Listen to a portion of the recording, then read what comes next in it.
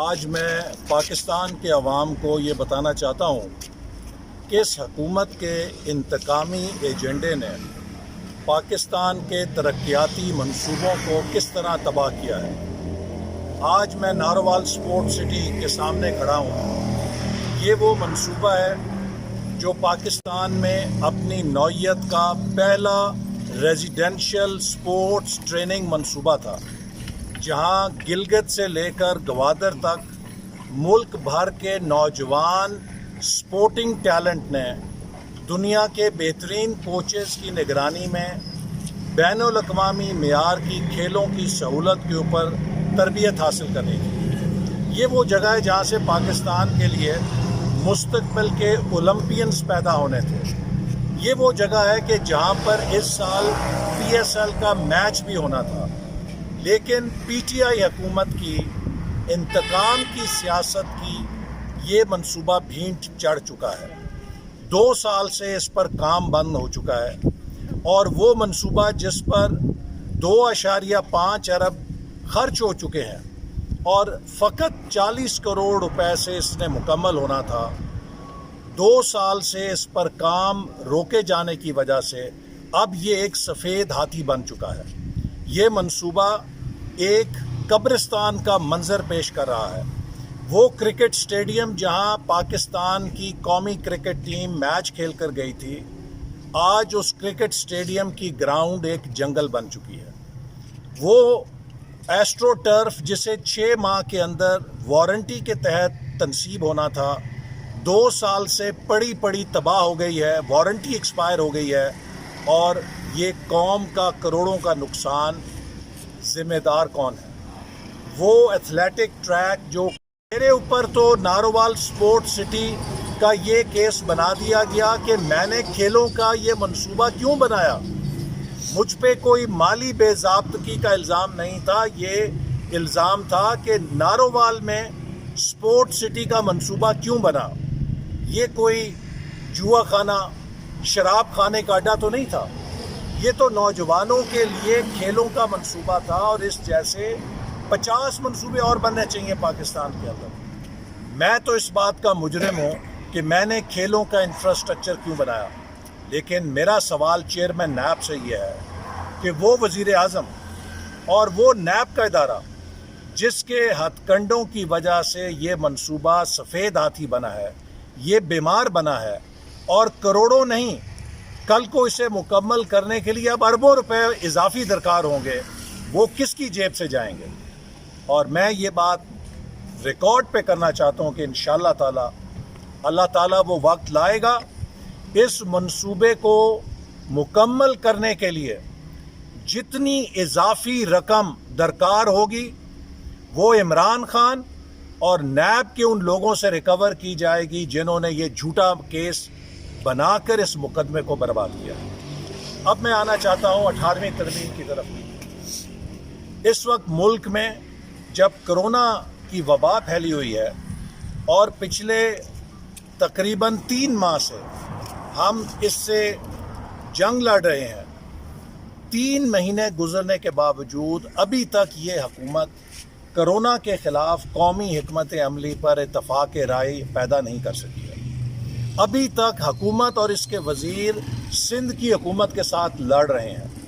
ابھی تک یہ حکومت گلگت بلتستان اور آزاد کشمیر کی حکومتوں کو اون نہیں کر پا رہی، چونکہ وہاں مسلم لیگ نون کی حکومتیں ہیں۔ جو حکومت صوبائی حکومتوں کے ساتھ مل کر ایک قومی پالیسی نہیں بنا سکتی، وہ اپوزیشن کے ساتھ کہاں بیٹھے گی؟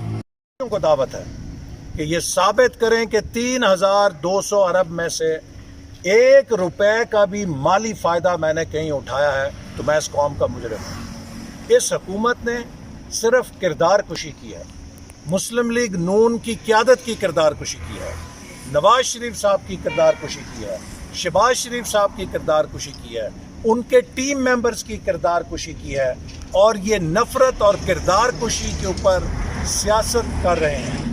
میرا ایمان ہے کہ جو شخص بہتان، تکبر اور نفرت کے اوپر سیاست کرتا ہے وہ کبھی کامیاب حکمرانی نہیں کر سکتا۔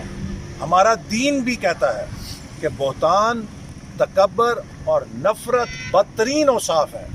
جو شخص ان اوصاف کے ساتھ حکمرانی کرے گا کبھی برکت نہیں پڑ سکتی، چاہے وہ کتنے بڑے ٹی وی کے اوپر دعائیں کرنے کے شو کر لے.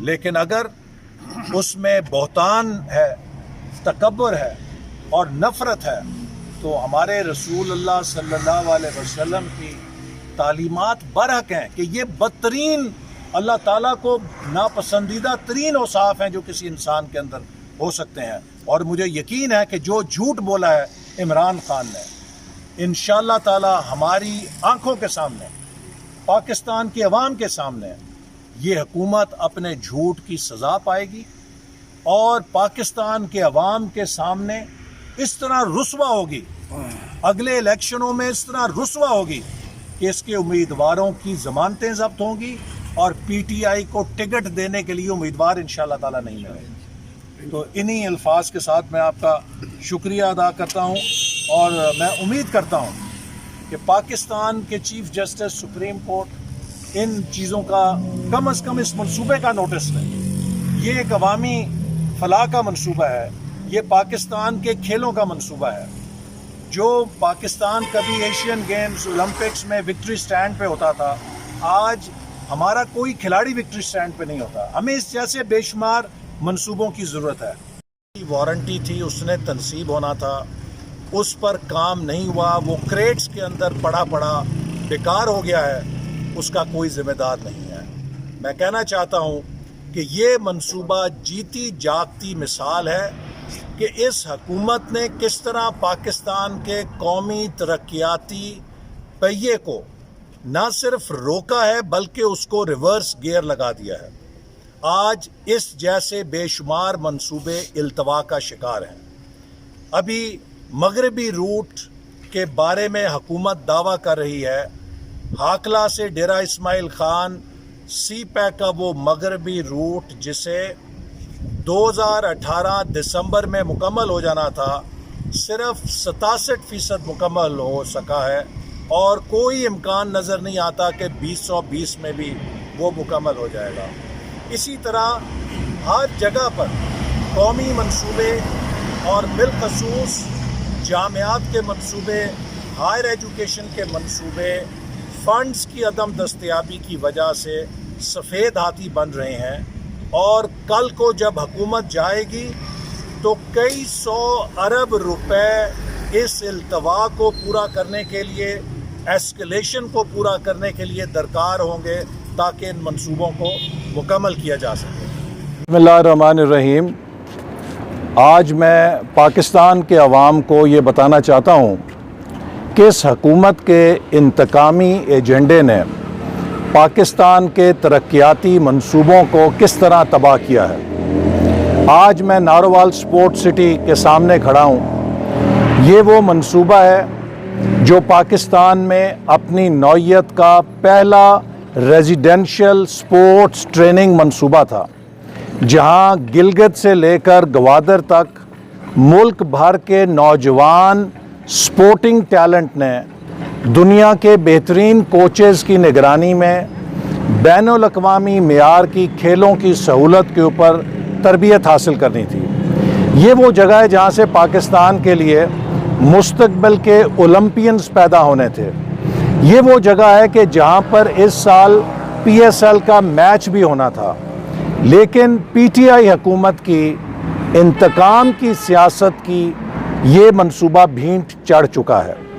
2 سال سے اس پر کام بند ہو چکا ہے اور وہ منصوبہ جس پر 2.5 ارب خرچ ہو چکے ہیں اور فقط 40 کروڑ روپے سے اس نے مکمل ہونا تھا، 2 سال سے اس پر کام روکے جانے کی وجہ سے اب یہ ایک سفید ہاتھی بن چکا ہے.